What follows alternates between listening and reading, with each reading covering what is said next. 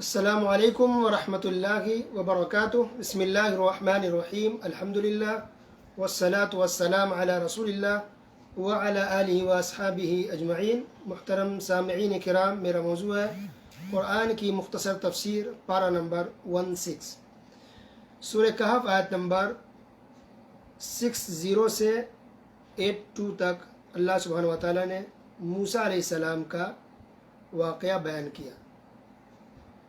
اللہ تعالیٰ نے کہا موسیٰ علیہ السلام سے کہ ایک میرا بندہ ہے جس کے پاس تجھ سے بھی زیادہ علم ہے۔ تو موسیٰ علیہ السلام نے ان سے ملاقات کی خواہش ظاہر کی، تو اللہ سبحانہ وتعالیٰ نے جگہ بتا دی کہ فلاں جگہ جاؤ، وہاں تم سے ملاقات ہو جائے گی، اور یہ بھی بتا دیا کہ مچھلی جہاں بھاگے گی، سمندر میں جائے گی، وہی جگہ ہوگی۔ نشانی بھی بتا دی گئی، جگہ بھی بتا دی گئی۔ اب موسیٰ علیہ السلام اپنے ساتھ یوشع بن نون علیہ السلام کو ساتھ لے کر نکل پڑے خضر علیہ السلام سے ملاقات کرنے کے لیے۔ ساتھ میں کھانے کا سامان بھی رکھ لیا اور مچھلی بھی بھون کر کے رکھ لیا۔ چلتے رہے، ایک جگہ آرام کے لیے رکے، اور وہیں بھونی ہوئی مچھلی، پکی ہوئی تھی، وہ مچھلی نکل کے اچانک سمندر کے اندر بھاگ گئی۔ اس چیز کو یوشع بن نون علیہ السلام نے دیکھا، لیکن موسیٰ علیہ السلام کو کچھ بھی پتہ نہیں چلا۔ وہاں سے اٹھے، پھر آگے بڑھے، جب کافی دور چلے گئے، موسیٰ علیہ السلام کو بھوک لگی تو کھانا مانگا اپنے ساتھی سے کہ کھانا لاؤ۔ تو انہوں نے بتایا کہ میں نے تو آپ کو بتانا ہی بھول گیا، مچھلی تو نکل کے بھاگ گئی جب ہم لوگ پچھلی جگہ ٹھہرے تھے وہاں۔ تو کہا اف، تم نے پہلے کیوں نہیں بتایا؟ وہی تو جگہ ہے جہاں ہم لوگ ملنے جا رہے ہیں، وہیں ملاقات ہونے والی ہے۔ تو پھر پلٹے واپس جگہ، واپس اسی جگہ گئے جہاں مچھلی بھاگی تھی سمندر کے اندر، اور وہیں پر خضر علیہ السلام سے ملاقات ہو جاتی ہے۔ اس سے بھی پتہ چلا کہ دیکھیے مچھلی بھاگی، اب موسیٰ علیہ السلام کو پتہ نہیں چلا، حالانکہ اتنے بڑے رسول ہیں موسیٰ علیہ السلام۔ پتہ چلتا ہے کہ غیب کا علم تو بہت دور کی بات ہے، بہت سی چیزیں انسان کو پتہ نہیں چلتی ہیں۔ تو کیسے لوگ آج پیر فقیر بابا کے چکروں میں انڈیا پاکستان اور بنگلہ دیش کے اندر لوگ جاتے ہیں ان کے پاس، اور قسمت کا حال معلوم کرتے ہیں، غیب کا پتہ لگاتے ہیں، اور لوگ گمراہ ہوتے رہتے ہیں۔ استغفر اللہ، رسول ہے ساتھ میں اور ان کو پتہ نہیں مچھلی بھاگ گئی، بتانے پر معلوم پڑ رہا ہے۔ اور یہاں لوگ بابا بزرگ جو کہ ہوتے نہیں ہیں، بابا کو بدنام، بزرگوں کو بدنام کرتے ہیں اور جھوٹے دعوے کرتے رہتے ہیں۔ ایسے لوگوں سے پاکھنڈی لوگ ہیں جو گمراہ کرتے ہیں، یہ درگاہوں مزاروں پر بزرگ اولیاءوں کا نام لیتے ہیں اور لوگوں سے شرک کرواتے ہیں۔ آپ ہوشیار رہیں۔ تو بہرحال موسیٰ علیہ السلام سے ملاقات ہو گئی۔ اب موسیٰ علیہ السلام، خضر علیہ السلام ہے، یوشع بن نون ہے، ساتھ میں چل رہے، کشتی میں سوار ہوئے، تو ایک کشتی میں سوراخ کر دیا خضر علیہ السلام نے۔ موسیٰ علیہ السلام کو برا لگا، کیوں کشتی میں آپ نے سوراخ کر دیا، نقصان کر دیا دوسرے کا۔ پھر آگے بڑھے، ایک بچے کو مار ڈالا خضر علیہ السلام نے۔ موسیٰ علیہ السلام کو پھر اعتراض ہوا کہ آپ نے کیوں بچے کو مار ڈالا۔ اس کے پھر ایک دیوار گر رہی تھی، خضر علیہ السلام نے اس دیوار کو ٹھیک کر دی، تو اس پر بھی اعتراض ہوا۔ موسیٰ علیہ السلام نے کہا کہ کیوں دیوار ٹھیک کر دی، ان لوگوں نے ہماری مہمان نوازی نہیں کی، ہم لوگ بھوکے پیاسے ہیں، ان لوگوں نے کھانے تک کو نہیں پوچھا، تو چھوڑ دیتے ان کو۔ تو اب ان تینوں چیزوں کی وجہ بتائی۔ کہا خضر علیہ السلام نے کہ جہاں تک کشتی کی بات ہے تو کشتی کو میں نے سوراخ اس لیے کر دیا کیونکہ آگے گنڈا ہے، ڈاکو سب بیٹھے ہوئے ہیں، تو صحیح سلامت کشتی کو دیکھ کے وہ لوگ پوری کشتی کو لوٹ لیتے، لیکن یہ سوراخ ہو گیا نا، تو اب یہ لوگ لوٹیں گے نہیں، چھوڑ دیں گے اس کو۔ رہی بات بچوں کو مارنے کی، تو یہ لوگ بڑے ہو کر کے ماں باپ کے لیے مشکل کھڑی کرتے، کفر اور شرک میں مبتلا کر سکتے تھے، کیونکہ ماں باپ اس کے نیک ہیں اور یہ شرک اور کفر کرنے والا ہے، تو ان کے ماں باپ کو بچانے کے لیے۔ اور جہاں تک دیوار کھڑی کرنے کی بات ہے تو وہ اس لیے کیونکہ اس دیوار کے نیچے یتیم بچے کے خزانے ہیں، اگر وہ دیوار گر جاتی، خزانہ دکھتا، لوگ لے لیتے، تو میں نے بس چھپانے کے لیے کھڑی کر دیا تاکہ بچے بڑے ہوں گے تو پھر اپنا مال لے لیں گے، یہ اس کی وجہ تھی۔ اور پھر وہیں سے خضر علیہ السلام ان سے جدا ہو گئے، کیونکہ شروع میں بات ہو گئی تھی کہ میرے کاموں پر جو میں کروں گا اس پہ اعتراض مت کرنا، صبر کرنا، لیکن موسیٰ علیہ السلام فوراً پوچھ لیتے تھے کہ ایسا آپ نے کیوں کیا، ایسا کیوں کیا۔ تو 3 بار ہو گئی تو کہتے ہیں کہ اب ہم لوگ جدا ہو جائیں گے، ساتھ میں نہیں رہ سکتے، اور پھر الگ ہو جاتے ہیں۔ تو یہ واقعہ اللہ تعالیٰ نے قرآن کے اندر تفصیل سے بیان کیا ہے۔ اس کے بعد اللہ تعالیٰ نے ذوالقرنین کا واقعہ بیان کیا ہے۔ ذوالقرنین ایک مسلم حکمراں تھا، نیک تھے، اچھے تھے، دیندار تھے، عادل سے انصاف کرنے والے تھے۔ اللہ نے دیکھیے اتنا پاور دیا اللہ کی توفیق سے ذوالقرنین نے مسلمانوں کے ساتھ مل کر کے دنیا کے بہت سارے بلکہ شاید کہ سارے ملکوں کو فتح کر لیا. سارے ملکوں کو فتح کر مسلمانوں کی حکومت، بس مسلم حکومت، مسلمانوں کی حکومت، مسلم پوری دنیا میں پاور میں تھے. یہ کب کی بات ہے؟ عیسیٰ علیہ السلام کی پیدائش سے 539 سال قبل، 539 ایئرس پہلے کی بات ہے عیسیٰ علیہ السلام سے یہ پورا معاملہ. تو اسی طرح فتح کرتے ہوئے جب ذوالقرنین چلے گئے آخر تک، دنیا کے آخر کونے تک، تو وہاں ایک پہاڑ تھا اور پہاڑ کے سائیڈ میں دامن میں یاجوج ماجوج بستے تھے. وہ نکلتے شہر میں جاتے اور فساد مچاتے تھے. تو ذوالقرنین نے ان کو گھیر دیا. ایک طرف تو پہاڑ، دوسرے جو خالی جگہ تھی یہاں سے نکلتے تھے وہ لوگ. تو ذوالقرنین نے باقی مسلمانوں کے ساتھ مل کر کے اس کو پیک کر دیا یاجوج ماجوج کو. لوہے کی دیوار، شیشہ پگھلا کر، لوہے کو پگھلا کر کے مضبوط دیوار لگا دی. تو یاجوج ماجوج پیک ہو گئے، اندر ہے یاجوج ماجوج. باہر سے پیک کر دیا گیا اس کو. اب یاجوج ماجوج نکل نہیں پاتے. حالانکہ روزانہ حدیث کے اندر اس کی وضاحت موجود ہے کہ یاجوج ماجوج بہت بڑی فوج ہے، اس کی تفصیل موجود ہے. تو یہ لوگ روزانہ زبان سے دیوار کو چاٹتے ہیں باہر نکلنے کے لیے. بالکل پتلی سی دیوار بستی ہے. تو کہتے ہیں چلو ہم کل چاٹیں گے، کل توڑیں گے دیوار کو. کل آتے ہیں تو دیوار پھر سے موٹی ہو جاتی ہے. پھر حدیث کے اندر یہ بھی موجود ہے کہ جب قیامت قریب آئے گی تو جب وہ لوگ زبان سے چاٹ کے کل کی بات رہے گی تو انشاءاللہ کہیں گے. ابھی وہ انشاءاللہ نہیں کہتے، اس لیے دیوار موٹی ہو جاتی ہے. قیامت کی جب قریب آئیں گے وقت ہوگا تو یہ لوگ کہیں گے انشاءاللہ جو بچا اس کو ہم کل زبان سے چاٹ کے توڑ دیں گے. تو انشاءاللہ جب کہیں گے تو پھر کل آئیں گے تو دیوار پتلی کی پتلی رہے گی، زبان سے چاٹ دیں گے اور دیوار ٹوٹے گی. یاجوج ماجوج باہر آئیں گے اور فساد مچائیں گے، بہت زیادہ فساد. پورے کے پورے اناج کو، غلہ کو کھا جائیں گے، دریاؤں کے پانی کو پی جائیں گے. اللہ اکبر. کھیتیاں تباہ کرے، پورے سارے فروٹس پھل فروٹ کا جہاں لگے ہوں گے باغوں کے اندر باغیچوں میں سب کو کھا جائیں گے. لوگ پریشان ہوں گے، بہت دعا کریں گے. عیسیٰ علیہ السلام بھی بہت دعا کریں گے اللہ تعالیٰ سے کہ اللہ ان کو ختم کر دے، اس کے فتنے سے ہم سب کو محفوظ رکھ. تو اللہ تعالیٰ عیسیٰ علیہ السلام کی دعا قبول کرتے ہوئے یاجوج ماجوج کے دماغ کے اندر کیڑا ڈال دے گا اور کیڑا ان کی بھیجوں کو کھائے گا اور اس طرح سے یاجوج ماجوج سب کے سب مر جائیں گے. یہ کب ہوگا؟ عیسیٰ علیہ السلام کے زمانے میں ہوگا. عیسیٰ علیہ السلام کب آئیں گے؟ قیامت سے پہلے آئیں گے. قیامت سے پہلے عیسیٰ علیہ السلام آئیں گے، امام مہدی آئیں گے. تو انہی کے زمانے میں یاجوج ماجوج بھی ہوگا اور انہی کے زمانے میں دجال بھی نکلے گا. تو دجال سے بھی مقابلہ کریں گے عیسیٰ علیہ السلام اور اس کا قتل کریں گے. عیسیٰ علیہ السلام قتل کریں گے دجال کا. یہ سب ابھی ہونا باقی ہے، قیامت سے پہلے یہ سب ہونے والا ہے. تو یاجوج ماجوج کی باتیں بھی حدیث کے اندر تفصیل سے موجود ہے. دجال بھی آنے والا ہے، یاجوج ماجوج بھی آنے والا ہے. کچھ لوگ کہتے ہیں نا یاجوج ماجوج یہ چینی لوگ ہیں، یہ فلاں لوگ ہیں، روسی لوگ. یہ غلط ہے. عیسیٰ علیہ السلام کے زمانے میں آئیں گے یاجوج ماجوج. ٹھیک ہے.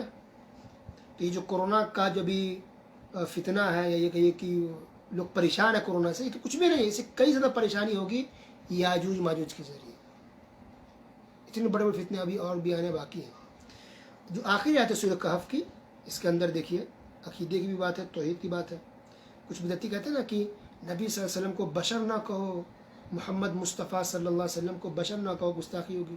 یہ لوگ جھوٹے ہیں، یہ لوگ گستاخی کرتے ہیں. قرآن میں صاف ہے کہ نبی صلی اللہ علیہ وسلم بشر تھے. قل انما انا بشر مثلکم یوحى الی انما الہکم الہ واحد. سورہ کہف کی سب سے آخری آیت دیکھیے.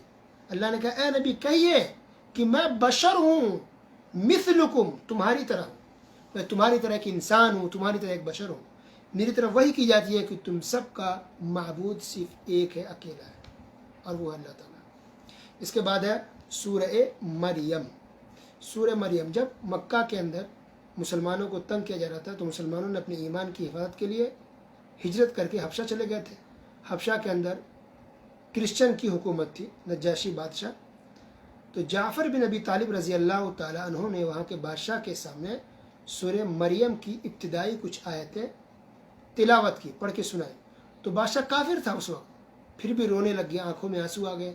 اس وقت جو لوگ تھے بہت سے لوگ رونے لگ گئے، یہاں تک کہ ان لوگوں کی داڑھیاں بھیگ گئی. اور بادشاہ نے کہا کہ یہ کسی انسان کا کلام نہیں ہو سکتا، یہ ضرور اللہ کی طرف سے ہے. اور پھر بادشاہ مسلمان ہو گیا اور مسلمانوں کی کافی مدد کی. اسی وجہ سے اللہ کہ اللہ نے قرآن کے اندر تاثیر رکھی ہے. انسان کا دل پگھل جاتا ہے قرآن سن کر کے، انسان رو دیتا ہے. اللہ اکبر. آج ہم غیر مسلم کو دعوت دیں تو قرآن کی آیتیں پڑھ کے سنانی چاہیے. پڑھ کے سنائیے، انسان رو دیتا ہے. اللہ نے قرآن کے اندر تاثیر رکھی ہے۔ اچھا، اس سے یہ بھی پتہ چل رہا ہے کہ جب کہیں مسلمان کہیں ستائے جا رہے ہیں، ظلم کیے جا رہے ہیں، وہ جگہ چھوڑ کے ہجرت کر کے کہیں اور چلے جانا چاہیے، اپنی عزت، اپنی آبرو، اپنے ایمان کو بچاتے ہوئے جگہ چھوڑ دیں۔ یہ باپ دادا کی جگہ ہے، باپ نے خریدا نشانی کے چکر میں نہ پڑے، اپنے ایمان کو، اپنی عزت آبرو کو بچائیے اور ہجرت کر کے کہیں اور چلے جائیں جہاں آپ آرام سے اسلام پر عمل کر سکیں۔ ہجرت کا دروازہ قیامت تک کھلا ہوا ہے، صرف صحابہ کے ساتھ نہیں تھا، ہم سب کے لیے ہجرت کا معاملہ ہے۔ اس کے بعد اللہ تعالیٰ نے زکریا علیہ السلام کا ذکر کیا، آیت نمبر 2 سے آیت نمبر 11 تک، یعنی سورہ مریم کے شروع میں مریم علیہ السلام کا ذکر نہیں بلکہ زکریا علیہ السلام کا ذکر ہے، ٹھیک ہے۔ آیت نمبر 2 سے لے کے 11 تک زکریا علیہ السلام کا ذکر ہے۔ زکریا علیہ السلام نبی تھے، پھر بھی اولاد ان کو نہیں ہوئی تھی، روتے رہے، گڑاتے رہے، بڑھاپے میں جا کے اللہ تعالیٰ نے اولاد دی، نام تھا یحییٰ۔ تو باپ بھی نبی، بیٹا بھی نبی۔ اس سے بھی پتہ چل رہا ہے کہ انسان کے ہاتھ میں کچھ بھی نہیں ہے، نبی ہے، اولاد خود اپنے لیے مانگ رہے ہیں، نہیں اولاد ہو رہی ہے، بڑھاپے میں اللہ نے اولاد دی۔ تو اس سے بھی پتہ چل رہا ہے کہ جو درگاہوں مزاروں میں لوگ جاتے ہیں اولاد کے لیے، بالکل غلط کر رہے ہیں۔ جب نبی اپنے آپ کو اولاد نہیں لا سکے تو پھر ان کے بعد آنے والے کوئی بزرگ والے کسی اور کو اولاد کیسے دے سکتے ہیں؟ یہ تو امپاسبل چیز ہے نا، ناممکن چیز ہے۔ اللہ اکبر، جب اللہ دے گا تو ہوگا، اور اللہ ہی دے سکتا ہے، کوئی بزرگ کوئی ولی نہیں دے سکتے۔ کتنا اللہ نے کھول کھول کے بیان کر دیا ہے۔ ابراہیم علیہ السلام کو بڑھاپے میں اللہ نے اولاد دی، روتے رہے، گڑگڑاتے رہے، تب بڑھاپے میں اللہ نے اولاد دی۔ اتنے بڑے رسول پیغمبر ابراہیم علیہ السلام، نبیوں کے نبی، کئی نبیوں کے باپ تھے ابراہیم علیہ السلام، پھر بھی ان کو ایک اولاد نہیں ہو پا رہی تھی، بڑھاپے میں اللہ نے اولاد دی۔ تو یہ پاورفل کب سے ہو گئے درگاہ مزار کے بزرگ کہ جس کو چاہے اولاد دے دے، جس کی پریشانی کو چاہے دور کر دے؟ یہ سب جھوٹ ہے، لوگ بزنس کر رہے ہیں، آپ کے ایمان کا سودا کر رہے ہیں، آپ کو بیوقوف بنا رہے ہیں، لوگ کمانے کھانے کا ذریعہ لوگوں نے بنا لیا ہے۔ وفات پانے کے بعد کوئی انسان تو ایک گلاس آپ کو پانی نہیں دے سکتا۔ ہاں، زندہ اگر بزرگ ہے تو آپ کے لیے دعا کر سکتے ہیں، ان کی دعا قبول بھی ہو سکتی ہے، اچھی بات ہے۔ لیکن انسان وفات پانے کے بعد نہ آپ کی بات سن سکتے ہیں اور نہ ہی آپ کو ایک گلاس پانی دے سکتے ہیں۔ تو آپ کو پریشانی کو دور کرنا، اولاد دینا تو بہت دور کی بات ہے، یہ امپاسبل چیز ہے۔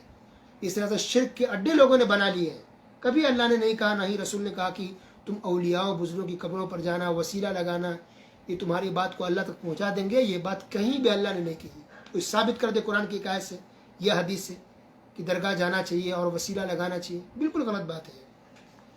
اس کے بعد اللہ تعالیٰ نے آیت نمبر 12 سے 15 تک یحییٰ علیہ السلام کا ذکر کیا۔ اس کے بعد آیت نمبر 16 سے آیت نمبر 33 تک مریم علیہ السلام اور ان کے بیٹے عیسیٰ علیہ السلام کی پیدائش کا ذکر کیا کہ عیسیٰ علیہ السلام کی پیدائش کیسے ہوئی، یہ اللہ نے یہاں پر بیان تفصیل سے کیا ہے۔ تو عیسیٰ علیہ السلام چھوٹے تھے، ابھی پیدا ہی ہوئے تھے، گود میں تھے، تو انہوں نے بات کی، گفتگو کی، لوگوں سے کہا کہ میں اللہ کا بندہ ہوں۔ اللہ اکبر۔ پھر اللہ نے کہا کہ اللہ تعالیٰ کوئی اولاد نہیں ہے۔ یہ کرسچن کہتے ہیں نا کہ عیسیٰ علیہ السلام اللہ کی اولاد ہے، استغفر اللہ استغفر اللہ، یہ کفر ہے، انسان کافر ہو جائے گا۔ اور یہودی کہتے ہیں کہ عزیر علیہ السلام اللہ کا بیٹا ہے، استغفر اللہ۔ اللہ تعالیٰ کی کوئی اولاد نہیں ہے، کوئی نبی اللہ کا اولاد نہیں ہے، یہ سب مخلوق ہے، بندے ہیں جسے ہم آپ ہیں۔ اللہ کی نہ کوئی اولاد ہے، نہ بیٹا، نہ بیٹی، نہ بیوی، نہ بچے، نہ شوہر، استغفر اللہ، نہ ماں باپ، کوئی نہیں۔ اللہ کا کوئی ماں باپ بھی نہیں، اللہ اکیلا ہے، تن تنہا ہے۔ قل هو اللہ احد، اللہ ایک ہے، اکیلا ہے، کوئی بھی نہیں اللہ کا۔ کافر ہو جائے گا انسان کوئی مانے گا اس طرح کی چیز تو اللہ نے کیا کہا، دیکھیے، تکاد السماوات یتفطرن منه وتنشق الارض وتخر الجبال هدا، کہ قریب ہے کہ اس قول کی وجہ سے، اس بات کی وجہ سے آسمان پھٹ جائے، زمین پھٹ جائے اور پہاڑ ٹکڑے ٹکڑے ہو جائے۔ کس بات پر؟ کہ اگر کوئی یہ کہہ دے کہ اللہ کا کوئی اولاد ہے، اللہ کا کوئی بیٹا بیٹی ہے۔ اللہ اکبر، انسان کافر ہو جائے گا۔ اللہ اکیلا ہے، تنے تنہا ہے۔ اس سے بھی پتہ چل رہا ہے کہ جو ہندو کہتے ہیں کہ کرشن، یہ رام، یہ فلاں، یہ بھگوان ہے، یہ گاڈ ہے، غلط ہے۔ اس وجہ سے کہ لوگ خود کہتے ہیں نا کہ ان کا بیٹا تھا، ان کی بیوی تھی، ان کا ماں باپ یہ تھا، تو بھگوان کو تو ماں باپ تو ہوتا ہی نہیں ہے۔ بھگوان کا ماں باپ نہیں ہوتا، نہ بیٹا، نہ بیٹی، نہ بیوی، نہ بچے، اکیلا ہے۔ اللہ اکیلا ہے، وہ آسمان پر ہے، عرش پر ہے، اس کا کوئی بچہ نہیں ہے۔ خود ہندو کی کتاب میں لکھا ہوا ہے کہ بھگوان ایک ہوتا ہے، تو پھر انیک کی، اب بہت سارے کی پوجا کر رہے ہیں۔ اس لیے بہت سے ہندو جو غور و فکر کرتے ہیں، خود اپنی کتاب دیکھتے ہیں صحیح سے، تو لوگ مسلمان ہو جاتے ہیں، کہتے ہیں کہ تو جھول ہے، اس کے اندر غلط ہے، شرک کروایا جا رہا ہے کہ اس کی پوجا، اس کی پوجا، یہ دیوی، یہ دیوتا، کیسے ہو سکتا ہے جب بھگوان ایک ہے؟ تو کیوں الگ الگ کی پوجا کروا رہا ہے بہت سارے کی؟ تو بھگوان ایک ہوتا ہے، اللہ ایک ہے، بہت سارے نہیں ہیں۔ اس کے بعد اللہ تعالیٰ نے ابراہیم علیہ السلام کا ذکر کیا ابراہیم علیہ السلام نے اپنے باپ کو بہت دعوت دی مسلمان ہونے کی، لیکن ان کا باپ اسلام قبول نہیں کیا، بلکہ دھمکی دی کہ ابراہیم میں تم کو پتھروں سے ماروں گا، تم مجھ سے دور ہو جا، مجھے چھوڑ دو میرے حال پر، نکل جاؤ یہاں سے۔ آخر مسلمان نہیں ہوا۔ تو اس سے پتہ چل رہا ہے کہ ضرور نہیں کہ آپ کے سارے رشتہ دار سدھر جائیں، ٹھیک ہو جائیں۔ کوئی عالم دین کی دعوت دے رہے ہیں تو یہ کہنا کہ نہیں وہ تو فلاں کو دعوت دے رہے ہیں، خود دیکھو ان کا رشتہ دار تو نمازی نہیں ہے، ان کا رشتہ دار تو دین پر چلتا ہی نہیں ہے، بھائی تو ایسا ہے، یہ تو غلط بات ہے۔ وہ کوئی مانے گا نہیں مانے گا وہ جائے گا۔ ایک عالم کا کام ہے سمجھانا، ہدایت کسی عالم کے ہاتھ میں نہیں ہے، اللہ کے ہاتھ میں ہدایت ہے بس۔ کوئی عالم سمجھا سکتے ہیں، منہ سے کہہ سکتے ہیں۔ تو نبیوں کے دیکھیے ان کے رشتہ دار بہت سے تھے جو مسلمان نہیں ہوئے، تو کیا کر سکتے ہیں؟ اللہ اکبر، دیکھیے کتنی ساری ہر طرح کی باتوں کو اللہ نے کھول کھول کے قرآن کے اندر بیان کر دیا۔ اچھا، اس کو اللہ تعالیٰ نے کئی نبیوں کا ذکر کیا، موسیٰ علیہ السلام، اسماعیل علیہ السلام، ہارون علیہ السلام، ادریس علیہ السلام، نوح علیہ السلام، سب کے واقعات اللہ نے مختصراً شارٹلی بیان کیے، تھوڑا سا۔ اس کے بعد دیکھیے اللہ نے جنت کا بیان کیا، کچھ جنت کی تفصیل قرآن کئی آیتوں کے اندر اور کئی صورتوں کے اندر بیان ہے، اور حدیث میں تو اور بھی تفصیل موجود ہے۔ اللہ کے رسول صلی اللہ علیہ وسلم نے کہا کہ جنت کے اندر کسی کے نہ ناک بہے گی، نہ کوئی پیشاب پیخانہ کسی کو نوبت آئے گی، نہ بلغم، نہ کھانسی، کچھ نہیں ہوگا، بلکہ جنتی کو جو پسینہ بھی آئے گا تو اس سے خوشبو آئے گی۔ اللہ اکبر، اتنی بہترین جنت اللہ نے مومنوں کے لیے، مسلمانوں کے لیے تیار کر رکھی۔ پھر اللہ نے توحید کی بات کی، حل تعلم له سمیہ، کیا تیرے علم میں اس کا ہم نام، ہم پلہ کوئی اور بھی ہے؟ نہیں، کوئی اللہ اور بھی ہے؟ یا اللہ کا نام کسی اور کو ہم دے سکتے ہیں، یا کسی کا سنیں کو اللہ نام ہو؟ نہیں، اللہ اکیلا ہے، تنہا تنہا ہے۔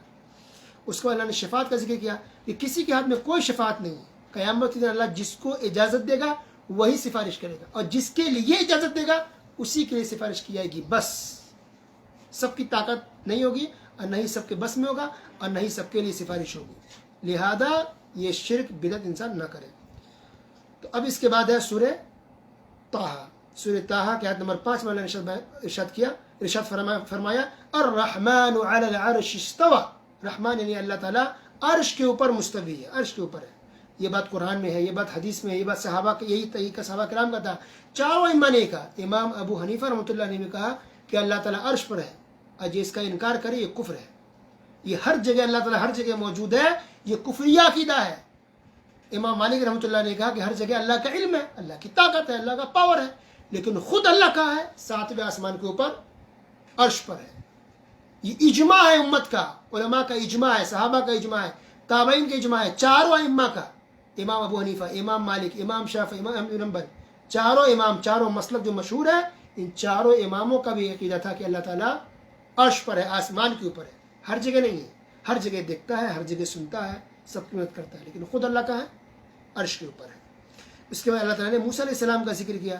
اللہ تعالیٰ نے موسیٰ علیہ السلام کو کہا کہ جاؤ فرعون کو دعوت دو، اسلام کی دعوت دو، اور کہا کہ نرمی سے بات کرو، پیار سے، آرام سے، نرمی سے بات کرو۔ موسیٰ علیہ السلام ڈر رہے تھے، ان کے ساتھ ان کے بھائی بھی تھے۔ اللہ نے کہا کہ ڈرو مت، جاؤ میں تمہارے ساتھ ہوں۔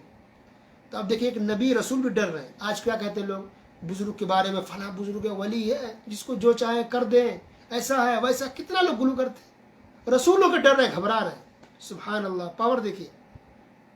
انسان ہے، ڈریں گے، ڈر ہے، نقصان انسان کو ہوتا ہے، پہنچتا ہے۔ لوگ غلو نہیں کرنا چاہیے انسانوں کے بارے میں۔ اچھا، اس کے اندر ایک اہم دعا بھی ہے۔ موسیٰ علیہ السلام نے دعا کی، رب اشرح لی صدری ویسر لی امری واحلل عقدۃ من لسانی یفقہوا قولی۔ یہ دعا پڑھنی چاہیے۔ اس کا مطلب ہے کہ اے میرے رب، میرے لیے میرے سینے کو کھول دے، اور میرے معاملہ کو آسان کر دے میرے لیے، اور میری زبان کے گرہ کو کھول دے، تاکہ لوگ میری بات کو سمجھ سکیں۔ اس کے بعد اللہ نے جادوگروں کا بیان کیا کہ جادوگر سب کے سب مسلمان ہو گئے تھے۔ تو یہ واقعہ، یہ بات پارہ نمبر 9 کی تفسیر میں گزر چکی ہے بات۔